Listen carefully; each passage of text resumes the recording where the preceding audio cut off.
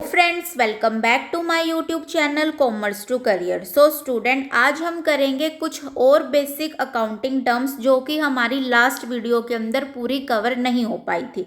तो सबसे पहले उसके अंदर है डेटर्स कौन होते हैं। डेटर्स मीन्स इंडिविजुअल या फिर firm debt owe money to a businessman. Means कि डेटर वो इंसान है, वो पर्सन है या वो फर्म है जिसने बिजनेसमैन के पैसे देने हैं। जिसने बिजनेसमैन के पैसे देने हैं वो होते हैं डेटर। फॉर एग्जाम्पल, अब मैं कोई भी बिजनेसमैन हूँ, मैं जो है क्लोथ सोल्ड आउट करती हूँ, कपड़े का मेरा व्यापार है, कपड़े का मेरा जो है ट्रेड है। अब ऐसा तो नहीं होगा कि हर पर्सन, हर कस्टमर मेरी शॉप पे जो भी आएगा वो मेरे से सामान लेगा और मुझे कैश में पेमेंट करेगा। नहीं, कुछ कस्टमर ऐसे होते हैं जो सामान तो आज ले जाते हैं उधार के अंदर और पैसा कुछ टाइम बाद रिटर्न करते हैं।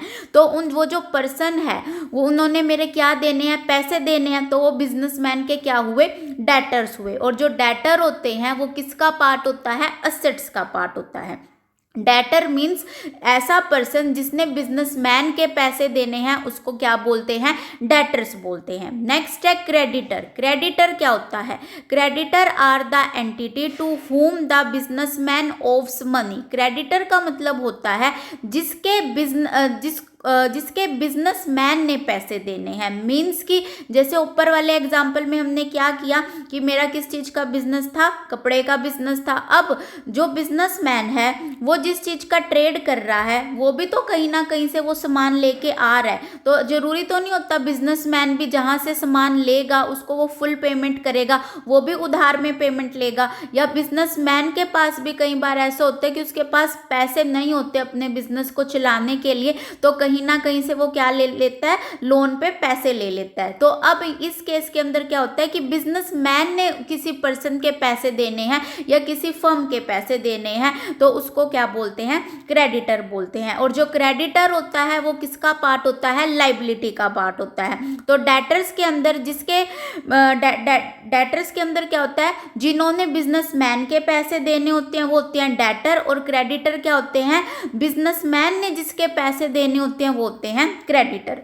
नेक्स्ट होता है स्टूडेंट बैड डेब्ट्स। क्या होते हैं बैड डेब्ट्स का मतलब, बैड का मतलब होता है बुरा, डेट्स का मतलब डेटर। अब बैड डेब्ट का मतलब होता है amount irrecoverable from a debtor. Means कि जैसे अब हमने ऊपर वाले केस में क्या पढ़ा, डेटर कौन होते हैं, जिन्होंने बिजनेसमैन के पैसे देने होते हैं। बट अब कोई पर्सन ऐसा है जिसने मेरे पैसे देने हैं, मेरे मतलब किसी बिजनेसमैन के पैसे देने हैं, बट आफ्टर 2 मंथ्स 3 मंथ वो मुकर गया, उसने बोल दिया कि नहीं मेरे पास कोई पैसा नहीं है, मैं तुम्हारी कोई पेमेंट नहीं कर पाऊंगा। तो उस केस में वो जो डेटर है वो क्या बन गया, बैड डेब्ट बन गया। क्यों, क्योंकि जितना उसने मुझे पैसा देना था मुझे वो सारे का सारा रिकवर नहीं हुआ या उस पर्सन का दिवालिया निकल गया, वो इंसॉल्वेंट हो गया। इसलिए जो ऐसा पर्सन जिसने बिजनेसमैन के पैसे देने थे बट उसने क्लियर मना कर दिया कि मैं तुम्हारे पैसे नहीं दूंगा, तो वो क्या हो जाता है, बैड डेब्ट हो जाता है। नेक्स्ट है इंसॉल्वेंट। क्या होता है,